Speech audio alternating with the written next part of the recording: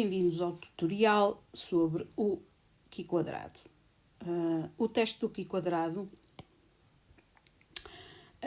como já vimos, portanto, é um teste não paramétrico que se destina a testar a dependência entre duas variáveis categóricas nominais ou ordinais e, no fundo, testa a relação entre elas através de uma análise de proporções. Já vimos que há dois testes do Q², no entanto, o exemplo que aqui vamos falar é o teste de independência do Q², em que é realizado uma análise entre duas variáveis nominais ou ordinais. No teste de Goodness of Fit é apenas uma única variável. Então, este tutorial, conforme eu referi, destina-se apenas aos passos do cálculo do Q² e não ao teste das hipóteses. Portanto, o que nós temos é que calcular o Q² com base na fórmula que nos é aqui apresentada. E através dos resultados é que nos vão permitir determinar se existe ou não uma relação ou uma dependência entre essas variáveis. Então, a nossa fórmula do cálculo do Q² é esta. As frequências observadas são aquelas que nós recolhemos e por isso nós temos que fazer todos os cálculos que nos permitam obter o valor do Q². A seguir, temos que consultar uma tabela de distribuição para, com base no nível de significância estipulado, determinarmos que se existe, se o valor do Q² está acima ou abaixo do valor crítico e, se ele estiver acima ou na zona crítica, então nós podemos dizer que existe dependência porque aceitamos a hipótese alternativa. Mas vamos apenas aos cálculos, que é aquilo que eu vos vou exemplificar agora aqui muito rapidamente. Então vamos partir de um exemplo em que vamos testar se existe uma associação entre o ser-se fumador e o consumir-se bebidas alcoólicas. Ou seja, fomos questionar 30 pessoas,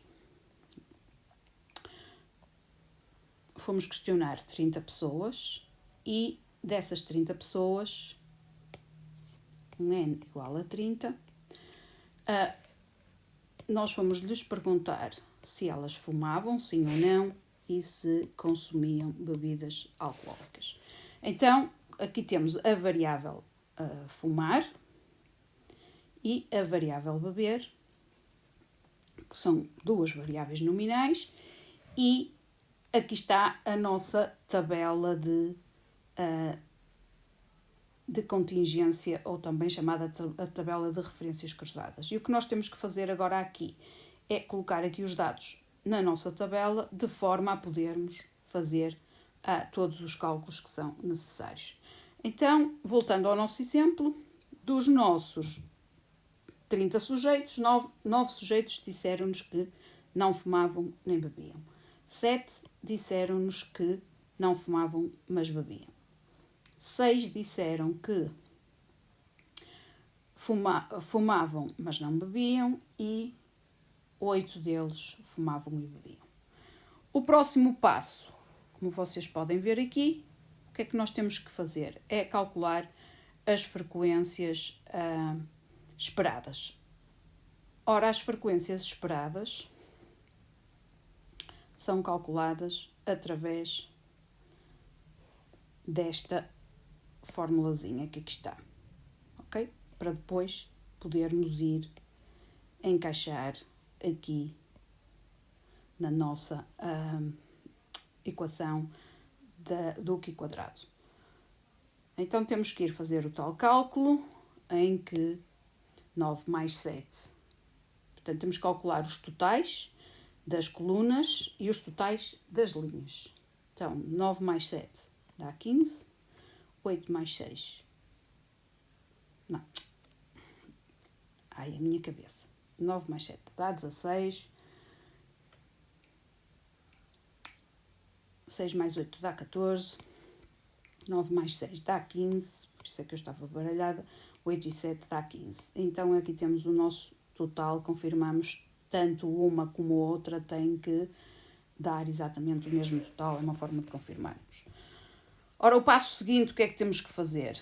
É calcular as frequências esperadas. Podemos fazê-lo aqui nas próprias células, ou seja, temos que calcular para cada célula e esse cálculo é feito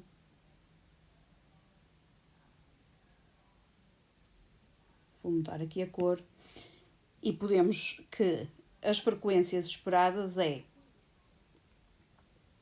o total, se estivermos a falar desta célula,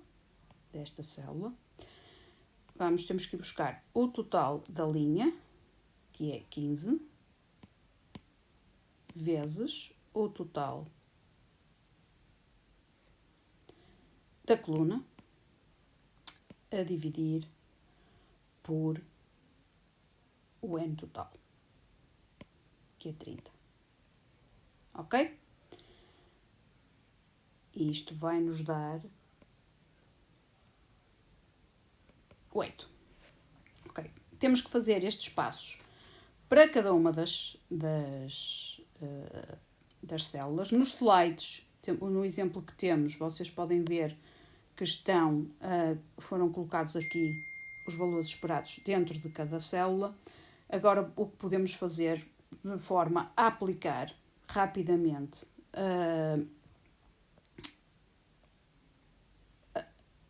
o cálculo do Q quadrado, podemos ir fazer no Excel ou mesmo à mão uma tabelinha como esta aqui, em que o que vocês veem é como se eu tivesse numerado 1, 2, 3 e 4, cada uma das células, e apresento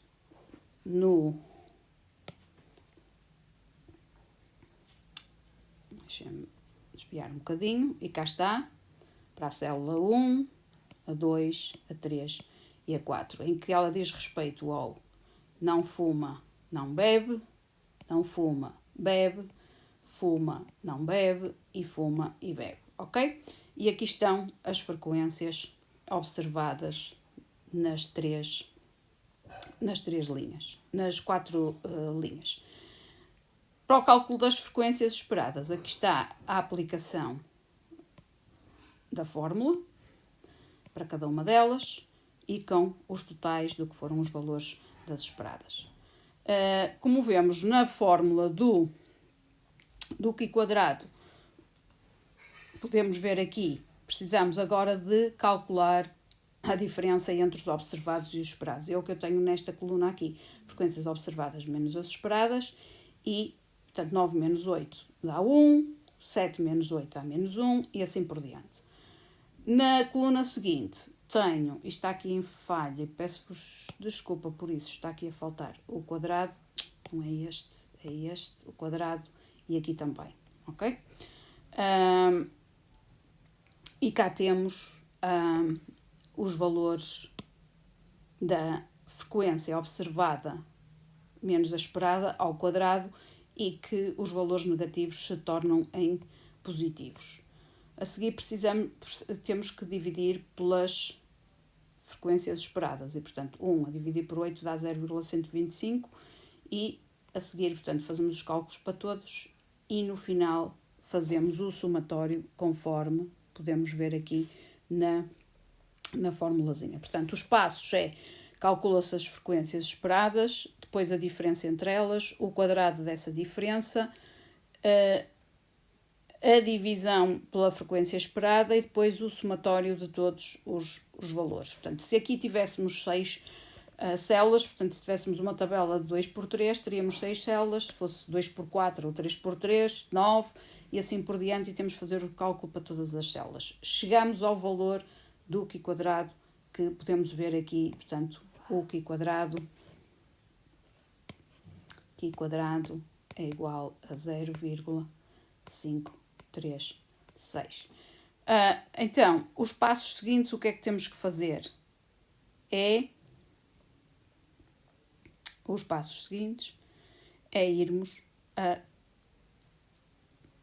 calcular, portanto aqui já calculamos o valor do Qi quadrado, cá está ele, e a seguir temos que ir calcular os graus de liberdade a partir da fórmula. Os graus de liberdade vão ser iguais ao número de linhas, e cá temos 2, menos 1, vezes o número de colunas, 2, menos 1, que é igual a 1, vezes 1, que é igual a 1.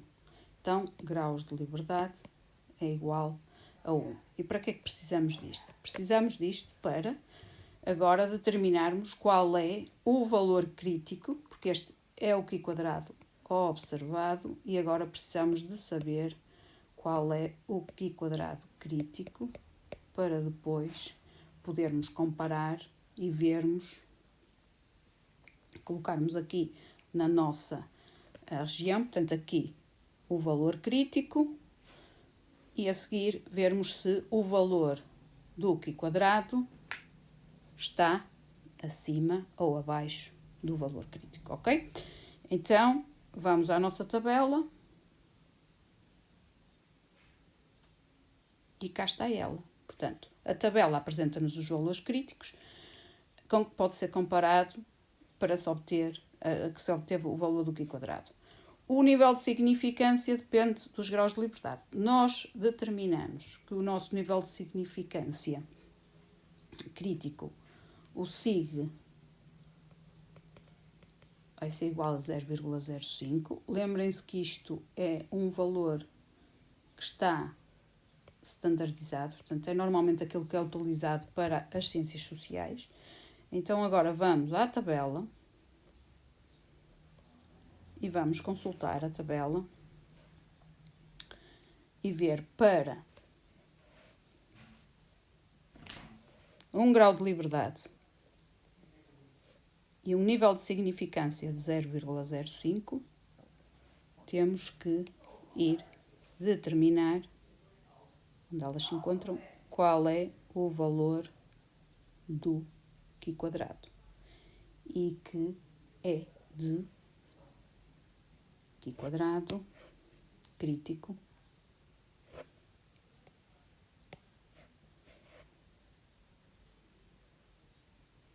é igual a 3,84. Então, se o Qi quadrado crítico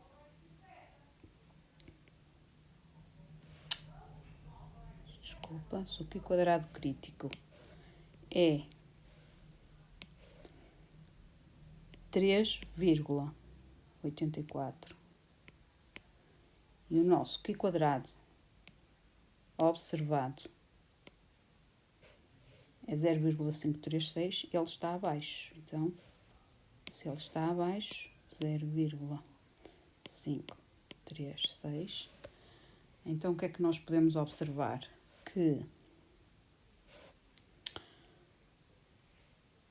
0,536 é menor que 3,84.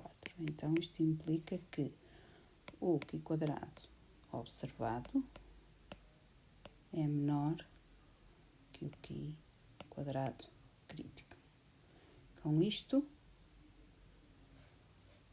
implica aceitar H0, ou seja, que não há dependência ou relação entre as variáveis.